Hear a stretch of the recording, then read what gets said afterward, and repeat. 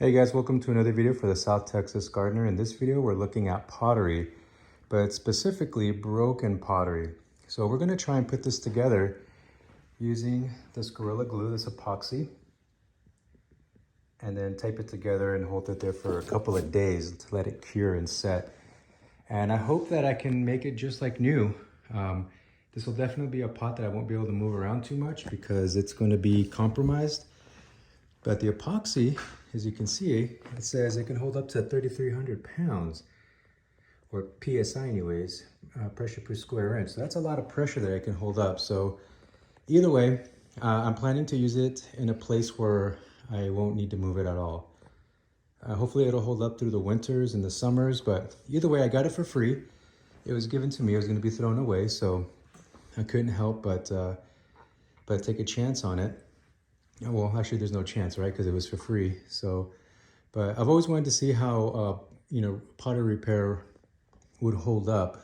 And this is gonna be a really big experiment. I think it's gonna be pushing it to the limits because this is a fairly big pot. As you can see, this is about 10 inches. So you're looking at about a 20-inch pot, 20 inches by at least another 20 inches in width there. So let's take a look at this. Let's work on it together and see what we end up with. See if we end up with a working, functional, usable pot. So I want to first do a dry fit. Let's see here. So the vertical line, so that's probably going to be vertical also.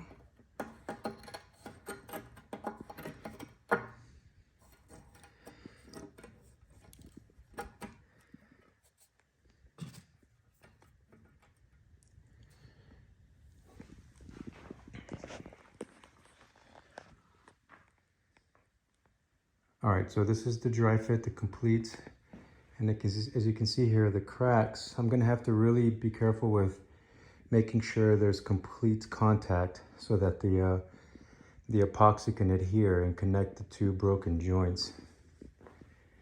You can see the crack all the way inside. So yeah, so the challenge would be to make sure that these cracks are actually bonding together and there's actual contact. And then I will reinforce that contact with tape. I have a little bit more tape stored that I will use to, so this will be really well wrapped in tape to make sure that there's a bond. And so that, and then I'll leave it here to have enough time to cure and to really solidify and to become one solid piece as much as possible anyways. So it works out fine. So those are the other smaller pieces that we were looking at earlier. And I'm lucky that it's not too many pieces, but the problem too is that this piece is so big that the mass of it might be enough to, well, it'll create a problem in that, I'm gonna really need to put a lot of pressure to keep it together because it's so heavy.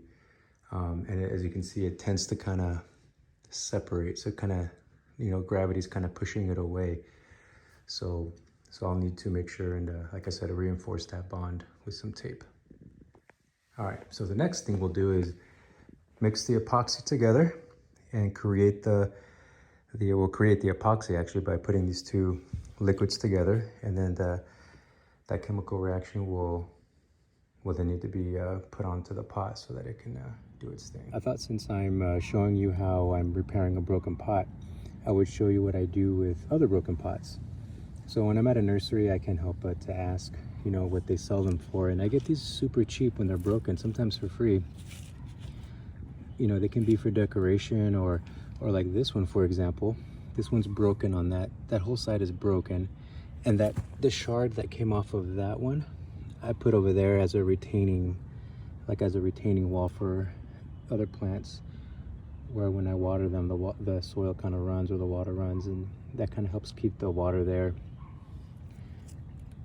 And so this one, I put it into the mound so that the roots can grow both down and out. So as you can see, it's kind of in the mound there. Let me show you another spot where I have shards that I use this as kind of a retaining wall there. And I have this in other spots too, like right over there. Okay, I have a bog sage, and the water tends to kind of run because I don't always have time to let the water soak. I just kind of let it puddle and then let it soak that way. But I use my broken pieces as retaining walls. So if I don't repair it, I do find a purpose or a, you know, somewhere to use it. So this one I'll probably end up breaking like down here or at the bottom and putting it into a mound and let plants grow out of that. Because I don't know, I like that look. Just like with that one there. I feel like they're nice decorative pieces. Oh, that one there too. That one, the bottom broke off. And so I put one of the, what was that one? The Pavonia rock rose, the white one. And I buried it into the ground. And so the roots can grow into the soil right down there. So it's broken. So this is kind of like my broken pot area here, I guess you could say. But anyways, you could always find a dual purpose for broken pots. You don't just have to throw them away. All right, let's go back to the big one.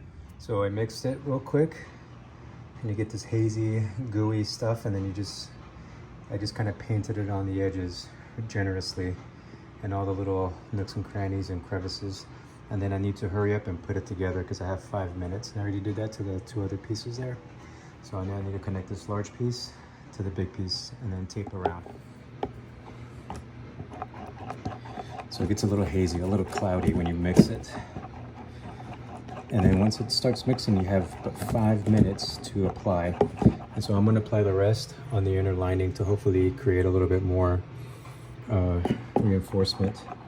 And then I've got my elastic band there kind of bear hugging the pot together. And I'm going to leave it there for a couple days to make sure that it's cured all the way, because it is kind of humid outside. So all right, so I know I'm getting good contact because the glue is kind of gooing out in between the joints. And then I went inside and reinforced the joints, and then I saw a crack right there, a little one, a hairline fracture. So I wanted to put some epoxy in that as well, just to kind of reinforce that crack and hopefully delay any future complete fracture. And so I went into the crevices and I really kind of pushed the glue in as far as I could to reinforce it on this side. I don't know how it's going to hold up because of course I'm going to have soil, there'll be moisture, and then with the heat and winter. So either way, this is the complete job for now. As you can see, I was doing other projects there, but this is the big pot. And I'm going to tape some extra tape around just to do some more reinforcement, and hopefully this will last for as long as it needs to. It's a beautiful pot. I didn't want to see it get thrown away, and I'm glad it's in our collection, and I'm gonna figure out a good place to put it in the yard. And I can either put tools in there or like I said, a plant. We'll see. Either way, I'm happy with the result. I'm glad I asked because you never know. And so I guess I'll catch you on the next one, guys. Thanks for watching.